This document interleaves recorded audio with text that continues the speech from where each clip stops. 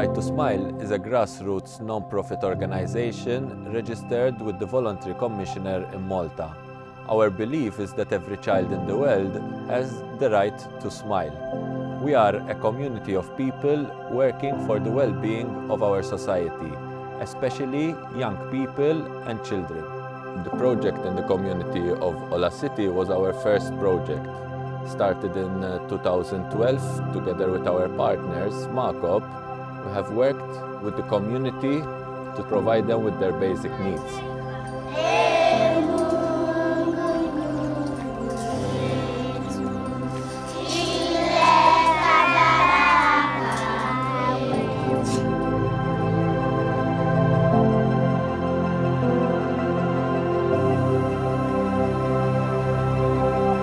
The roof was not good, the floor, there was not enough chairs.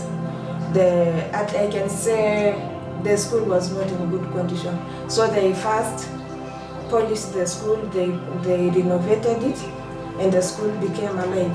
After that, they built another 2 classes or 3. There was a lot of problem of water. There was really shortage of water. The project bought tanks for the community. Most families never had toilets, and when the project came, the families were advised to build toilets. They were also taught how to take care of the environment. So at least now you can find toilets in all families. The children were mostly speaking Maasai and a bit Kiswahili, but now you'll find that the children are speaking fluently English.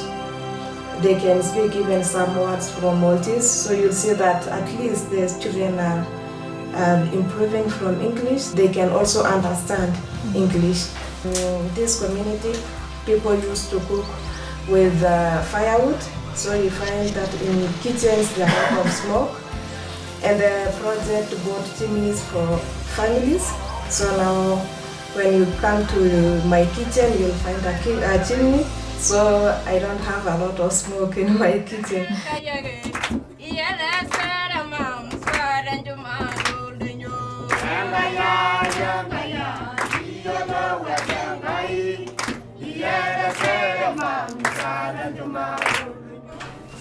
The first time we had volunteers from Right to Smile, they painted the school, and it attracted many parents to bring their children to school.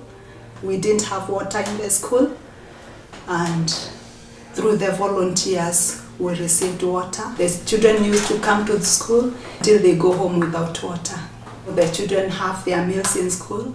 Sometimes you find that some parents cannot afford to have the meals for the whole day. Tourists come to Kenya to see wild animals, and it is very funny that some children have not even seen the lion.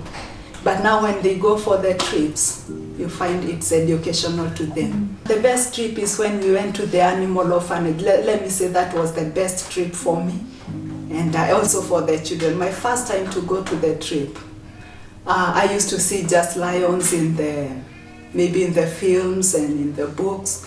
But when I went there, I saw the real lion there, the real cheetah.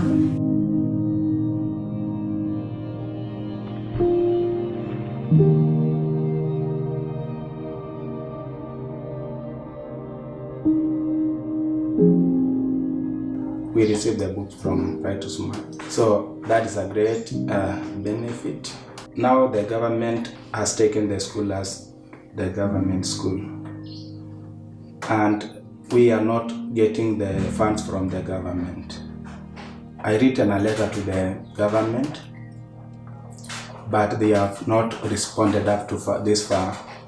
We are supposed to be given some money from the government, but we are not receiving anything. Sometimes we run even without chalks. I get to my pocket and I buy the chalks for the school because we have no funds. So that is a great challenge. We are only depending to the Right to Smile.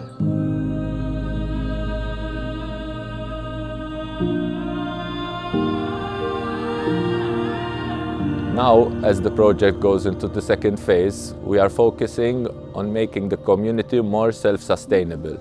We are training the community on growing their own food, collecting water, and having enough surplus in the future to be able to sell their produce to the markets in Ngong town. Our new project in Kenya is the Tania Integrated Rehabilitation Center. This is a school that offers services and education to children with special abilities. It is a unique project in Kenya, a much needed service to provide opportunities to children in Kenya who do not have access to education.